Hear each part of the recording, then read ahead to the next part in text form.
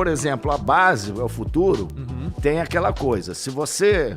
Aí entra o ego das pessoas.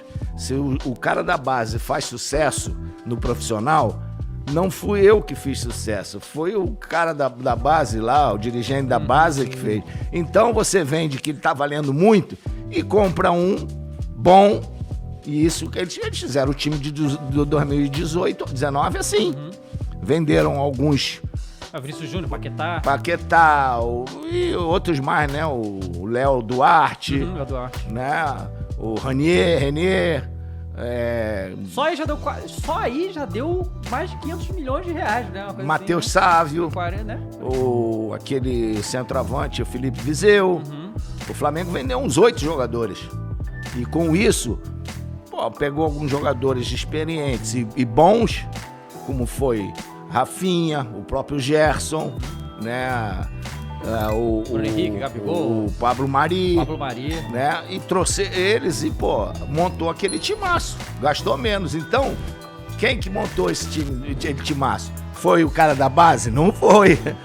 Então é aí que entra o cara. Você vai valorizar o teu trabalho, né? Que foi bom, e não valorizar o do outro lá, que tem muito disso no futebol. Tem demais. E não é o nosso caso da época, que todo mundo trabalhava na base para os caras se darem bem no profissional. A mentalidade da base hoje já é um pouco mais diferente. Você trabalha para galgar lugar lá. Ir pro lugar, não é tomar o lugar do outro, mas você tem uma oportunidade em cima. Naquela época não, as pessoas não queriam nem ser técnicos em cima. Jobé foi técnico, Seu Bria foi técnico, Walter Miraglia foi técnico, mas ele não se preocupava. Se eles ficassem na base cada ano revelasse 2, 3 jogadores, estava ótimo. Sim. E o nosso time foi feito assim. Veio Cantarelli, Rondinelli, o Vanderlei, Luxemburgo, eu, Geraldo. Aí depois veio o Júnior, aí depois veio Tita, Adílio, Andrade, aí depois veio Leandro, Moza, Figueiredo, Anselmo. E aí foi compondo um time incrível. Compondo durante esses anos. E aí aquele time, quer dizer, do time que foi campeão do mundo, tinha 11 dentre os 16 que formados no Flamengo. Que nem o Barcelona do Guardiola. Exatamente, foi isso, era quase 6. Todo mundo da base, né? Mas no Barcelona era obrigatório. Barcelona você podia ter estrangeiro, mas você tinha que ter pelo menos 5 ou 6 jogadores feitos lá. Isso aí era uma coisa, não sei se ainda tem, mas ele é o único time do mundo que normalmente dos melhores tinha jogadores da base. Eu lembro também um time que foi assim, foi o Ajax.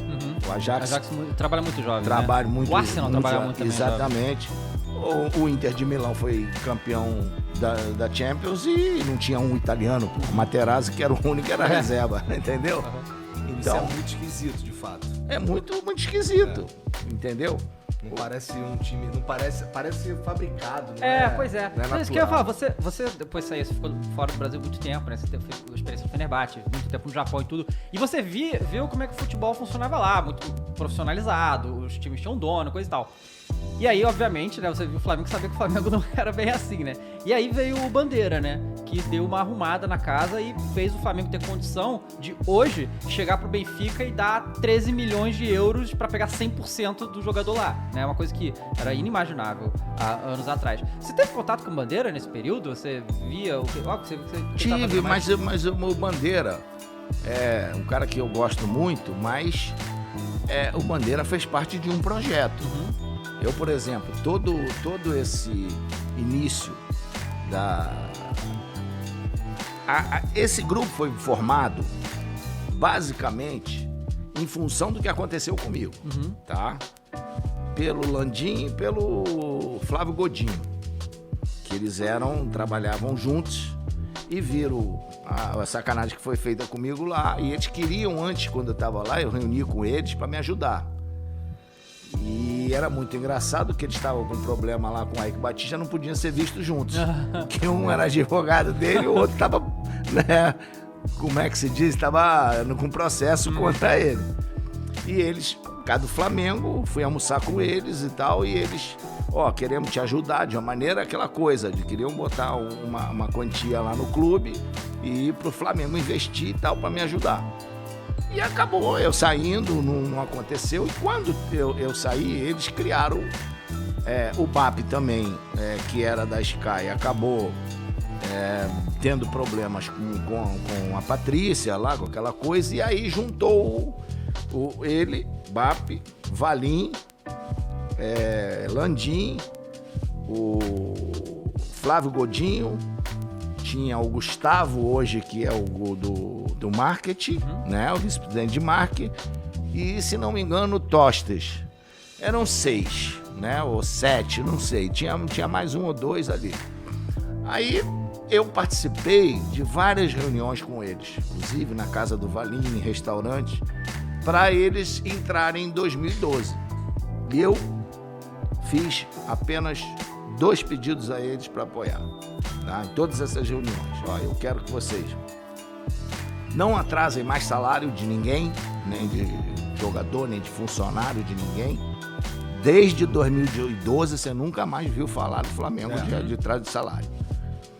E o término do CT que fizeram, né? E eu sempre fui favorável que o Flamengo profissional treinasse na Gávea, mas depois do que aconteceu, aquele negócio de torcida, gente que deu para chefe de torcida título de sócio e tal, no Flamengo podia entrar, mas no CT não. O CT não é um clube social, o CT é o futebol. Então, mesmo você sendo sócio do Flamengo, você não tem direito a entrar, você tem direito a entrar na Gávea, no clube social. Então, isso separa de verdade. Separa de verdade futebol. E aí os caras não começam. Eu vi muito torcedor acharcar jogador quando chegava lá, para botar bonezinho de torcida, dar ingresso, essas coisas todas. 4 meses eu vi coisas horrorosas ali, nesse sentido. Então, isso acabou. O Bandeira, todo mundo sabia que o Valim tinha aquele problema quando da saída do Bebeto, o Valim deixou de pagar o título de sócio e ele não podia ser presidente. Não podia ser presidente, isso. Mas ninguém esperava que tivesse um plano B. E esse plano B foi o Bandeira, que nunca participou de nenhuma reunião dessas. Então, Bandeira foi aquela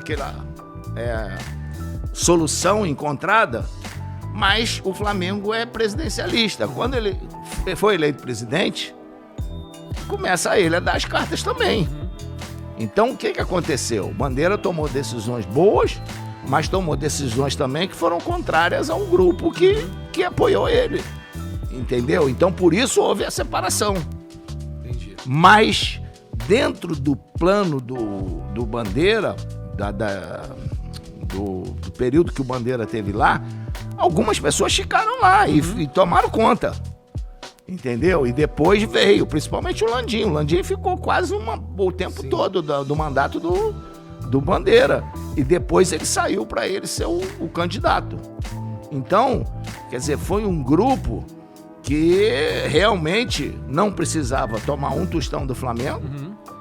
É um grupo altamente profissional e, pelo conhecimento que eles tinham no mercado, conseguiram valorizar ainda mais a marca Flamengo, e foi muito bom, porque eles não ganharam os títulos no início, mas depois fizeram a festa, entendeu? E hoje todo mundo quer trabalhar no Flamengo. O Flamengo hoje tem o melhor centro de treinamento, talvez um dos melhores do mundo. Eu tive lá na Europa, tive no Chelsea, tive no Paris Saint-Germain, tive no Barcelona, e o Flamengo não fica devendo nada a nenhum deles, entendeu? Então, o grupo é incrível. É incrível, né? E o nome do meu padrinho, do homem que me segurou no Flamengo, Jorge Alau, tá lá eterno. É isso aí.